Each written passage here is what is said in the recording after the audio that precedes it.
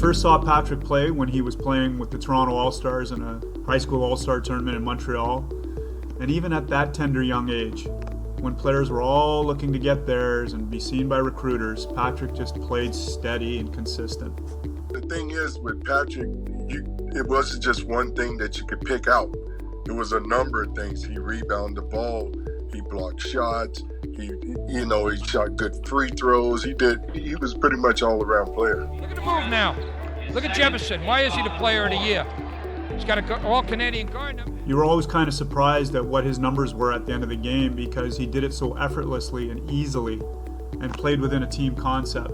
Coaches across the country picked the All-Canadian team and National Player of the Year, and that just shows you how they appreciated Pat Jebbison as a player, but not only as a player, but as a person. I don't know if he probably told 10 people since that time that, hey, I was twice National Player of the Year for the Brandon Bobcats. That's just not who he is. He was a pretty quiet guy, but at the same time, though, his play did the talking. So he was one of those guys that, like I say, always consistent, know what was happening at all times, and that was good to have. Great teammate. His post-career, I played with him, so I know what kind of a player he was. He was the kind of player that when he spoke, you listened. After playing against him for 5 years, 30 games, I like to think I knew his game, I knew his timing, and I always thought I could block his shot, or at least change it. So he would go up with a jumper, I would go up also to try and block the shot, and I always thought I was going to get it.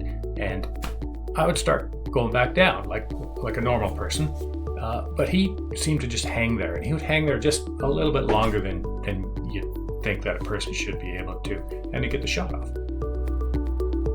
Patrick, I wouldn't have had none of the stuff that I have myself, so he was that good, and I sure appreciated him coming down to play with me. Any players you have, they're like your kids, right? You recruit them, you spend a lot of time with them, you see them, develop, both on the floor and in the classroom. And the great thing about university coaching is these players come in as basically young people with little direction, but they leave as men. It was always fun to play against him. And you add to that the fact that he's a class act on and off the court. And you got a Hall of Fame player there. I just want to congratulate Patrick and his family and the Jebbisons.